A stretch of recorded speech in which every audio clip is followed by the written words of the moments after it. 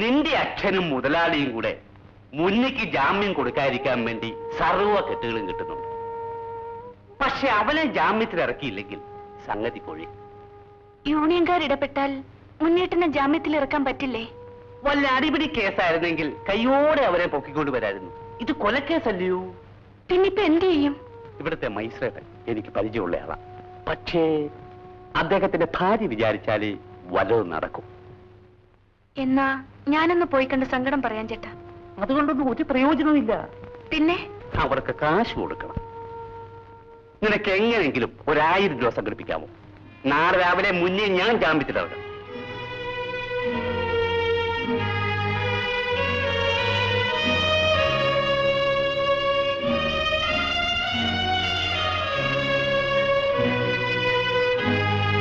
ആരും അറിയണ്ട. ഇത് വിറ്റ് കാര്യം നടത്തിയട്ടെ. പ്രശ്നം ഇപ്പൊ തന്നെ പരിഹരിച്ചോണ്ട് വരാം.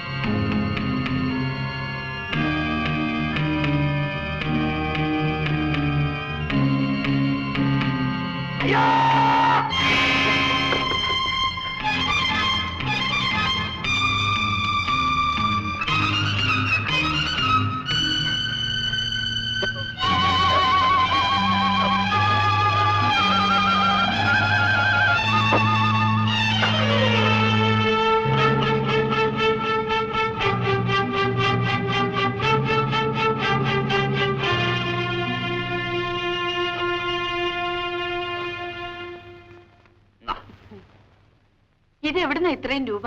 മുഞ്ഞി കുത്തിക്കൊന്ന പാപ്പന്റെ കുടുംബത്തിന് വേണ്ടി ഒരു ക്ഷേമനിധി പിരിക്കത്തുണ്ട്.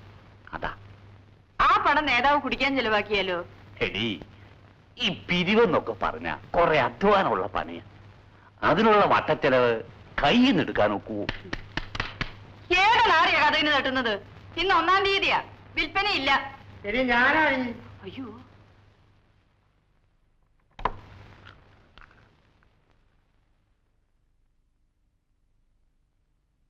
ഈ പാതിരാത്രി വരെ എവിടെയായിരുന്നു? ഒന്നും പറയണ്ടടി, മുന്നിൽ ജയിലിലായി. എന്റെ കർത്താവേ, ഇനി അടുത്ത കുത്ത് ആർക്കിട്ടായിരിക്കുവോ? Station duty എനിക്കായിരുന്നു. പക്ഷെ കാലക്കീഴിനെ പാറാവുകാരനെ ഏൽപ്പിച്ച് ഞാൻ പുറത്തുപോയി. ആ തക്കത്തിന് അവൻ ചാടിക്കളഞ്ഞു. അയ്യോ, ഇനിയിപ്പോ എന്ത് ചെയ്യും?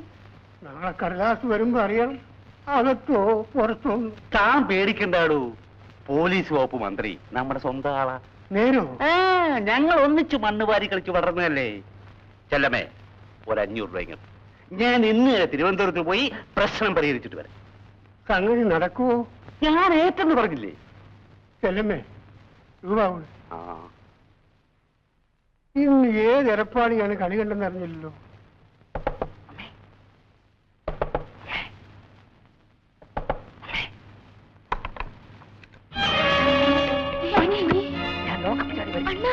ഭഗവാനെ, നീ ഇങ്ങോട്ട് വരുന്ന ആരെങ്കിലും കണ്ടോടാ? പോലീസുകാരുടെ കൈക്കിട്ട് അവർ നിന്നെ ഇടിച്ചു കൊല്ലും. നീ എവിടെങ്കിലും പോയി രക്ഷപ്പെടാൻ നോക്കും മോനെ. ഞാൻ നിങ്ങളെ ഒന്ന് കണ്ടിട്ട് പോകാനാണ് അമ്മ വന്നത്. ജീപ്പിന്റെ ഒച്ച കേൾക്കുന്നു. ഞാൻ പോണേ. എന്റെ ഭഗവാനെ, എന്റെ കുഞ്ഞിനെ രക്ഷിക്കണേ.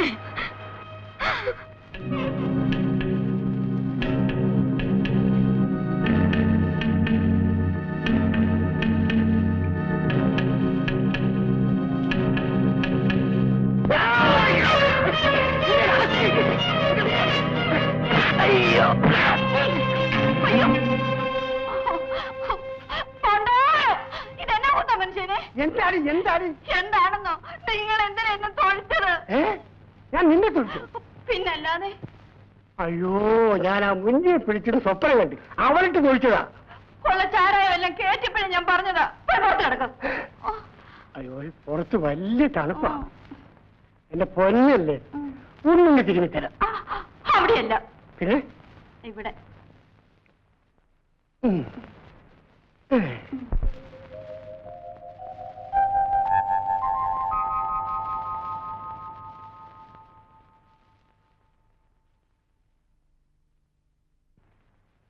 രാധേ,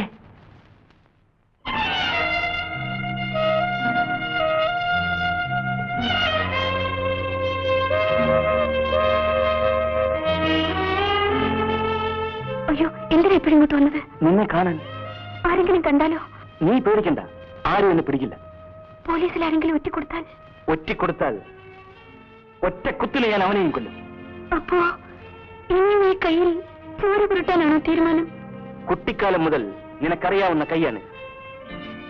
ഈ കൈ കൊണ്ട് ഞാനൊരു എറുമ്പിനെ പോലും അന്ന് വരെ കൊന്നിട്ടില്ല. അവരാണ് എന്നെ കൊലയാളിയാക്കിയത്. ഇവിടെ ഉള്ളവരെല്ലാം പട്ടികളാണ് രാധേ. മുതലാളിയുടെ എച്ചിലിന് വേണ്ടി വാലാട്ടുന്ന പട്ടികൾ. എന്താ ഇത്? ഒന്ന് പതുക്കെ പറയൂ. ആരെങ്കിലും കേട്ടാൽ? എനിക്കാരെയും പേടിയില്ലടി. എനിക്ക് പേടിയുണ്ട്. നമുക്ക് ആ പാറയുടെ മറവിൽ പോയിരുന്ന് സംസാരിക്കാം. വരൂ. ഗോവിന്ദൻ നായർ വളരെ കാലമായി എന്റെ കൂടെ നിൽക്കുക. അയാൾക്ക് ആ മകള് മാത്രമേ ഉള്ളൂ. അതുകൊണ്ട് രാധയ്ക്ക് വേണ്ടി ഒരു ചെറിയ വീടും പറമ്പും ഞാൻ വാങ്ങിക്കൊടുക്കും. കല്യാണ ചെലവും ഞാൻ തന്നെ നോക്കിക്കോളാം. എന്താ നിന്റെ അഭിപ്രായം? അവൾക്ക് ഇഷ്ടമാണെങ്കിൽ എനിക്ക് ഈ വിവാഹത്തിന് സമ്മതമാണ്. എന്നാ നീ പോയിക്കോ. ആ,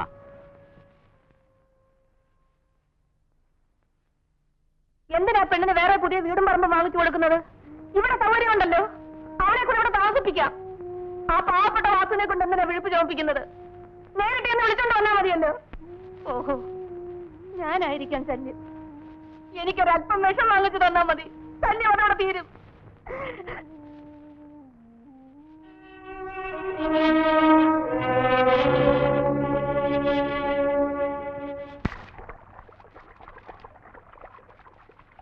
നാട് വിട്ടു പോകണമെന്നാണ് ചേട്ടന്റെ തീരുമാനമെങ്കിൽ ഞാൻ അതിനും ഒരുക്കമാണ്. പക്ഷേ പോലീസിന്റെ കയ്യിൽ അകപ്പെട്ടാൽ? നമുക്ക് അകലെ എവിടെയെങ്കിലും പോയി ആരും അറിയാതെ ജീവിക്കാം. എന്നെ കാണാത്തത് കൊണ്ട് ഇപ്പൊ തന്നെ അച്ഛൻ വെപ്രാളം പിടിച്ച് ഓടുകയായിരിക്കും. ഇനി അക്കാര്യമൊന്നും ചിന്തിക്കണ്ട. വെള്ള കീറുന്നതിന് മുമ്പ് നമുക്ക് ഇവിടുന്ന് സ്ഥലം വിടണം. ഈ രാത്രിയിൽ തണുപ്പത്ത് ഇവിടെ എങ്ങനെ കഴിയും? ഈ തീയേക്കാൾ ചൂട് ഇപ്പോഴെന്റെ മാറുന്നുണ്ട്. നിനക്കിവിടെ തല കഴിക്കാം.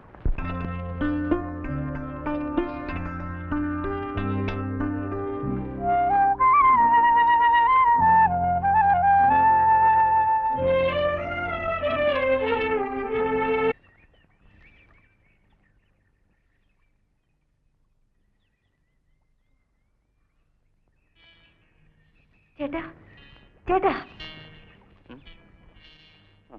എഴുന്നേക്കൂ. അയ്യോ, നേരെ ഇത്രേ. ഞാൻ ഉറങ്ങിപ്പോയി. വരൂ, നമുക്ക് പോവാം.